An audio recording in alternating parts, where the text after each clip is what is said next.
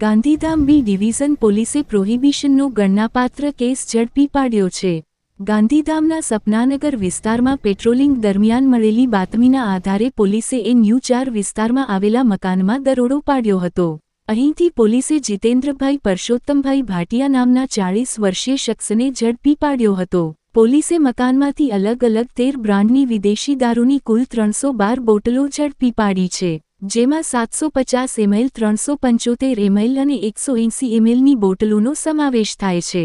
દારૂ ઉપરાંત એક મોબાઈલ ફોન સહિત કુલ 2,01,549 રૂપિયાનો મુદ્દામાલ કબજે કરવામાં આવ્યો છે।